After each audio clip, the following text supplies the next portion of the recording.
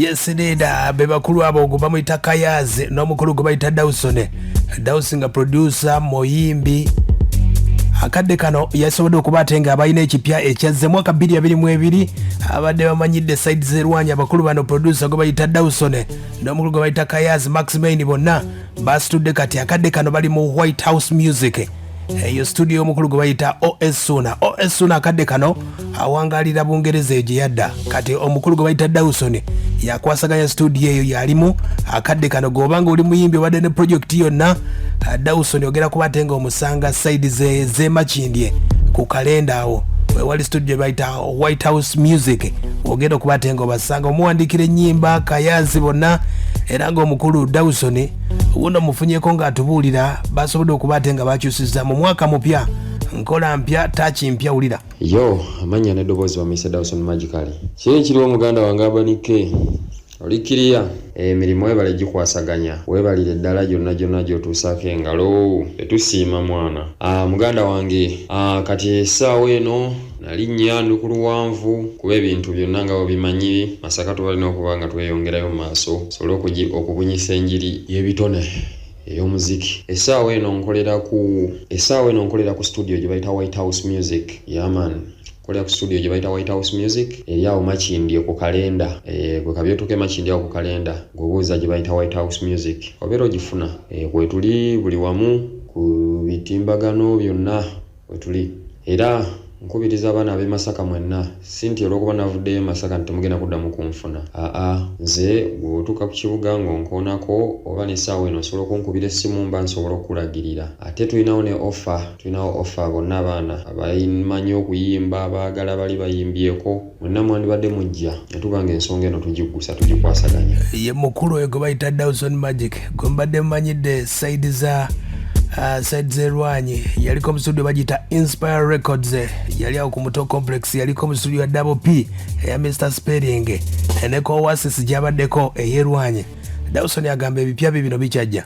muganda wange abanike ndi musanyufu nnyo nti ogoberera kuba gwe munnamawulire nze nange eka gwe manye Masaka atuusako abantu live updates zonna buli kimu ffenna abaana nga bwe tubadde tumanyi Dauson Magic eyo Kayaazi St. Maximain June Bucks erwanyi twavuddeyo kati tuli ku kibuga ffenna atwetaaze omuziki yagala kuwandiikira yagala kutereerezaamu byonna buli kimu byonna kiriya tubikwasaganya akanamba kange ak'essimu nga bulijjo sikakyusanga 0725959711 bw'onkubira akasimu ako oba onfunye kwendi ku WhatsApp ne ku Facebook Dauson Magically Instagram yonna Dauson Magically buli wamu oba onfuna bulungi muganda wange just bagamba bugambi ate kati ekintu kyeyongeddeko enkuba mpya ebyuma bipya sound mpya mwaka 2022 kugenda kubeera muliro gwokka mwerere muganda wange manyi twagongeddemu manyi basi ndowooza omulidde gwe abadde abuuza nti Dauson yalagawa Kayaazi Maximain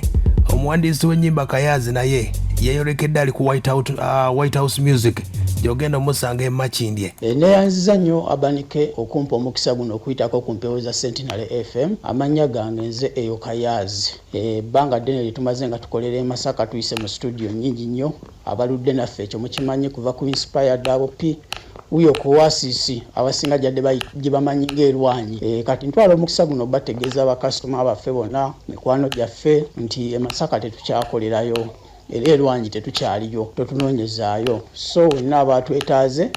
oba ojja tutusanga mu kibuga ekikulu eky'eggwanga Kampala e Makindye ku kalenda in fact mu kalenda munda studio bagiyita White House so kakati oyo yenna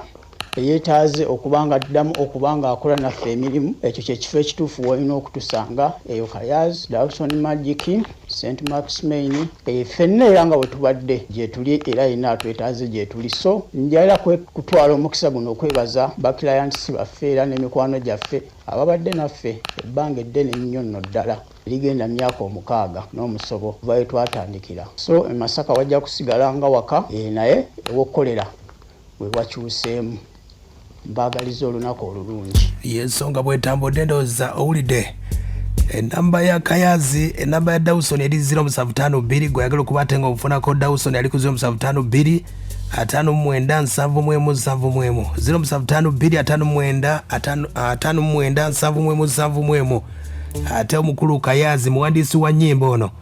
naye ng'ayolekedde mu kibuga Kampala 0704 27 14 57 Kayaazi oyo ojja okuba ate nga omufunira akadde kano mu kibuga Masaka studio nazo ziringanga eziweddeko mpolampola studio ziweddeyo abaana bonna baddukidde mu kibuga Kampala baproducer abategeera endongo ensonga nno zezo gobanga oli muyimbi obadde weebuuza Dauson Magic ne Kayaazi omuwandiisi w'ennyimba Makindye gye kigwera kati ensonga zezo kati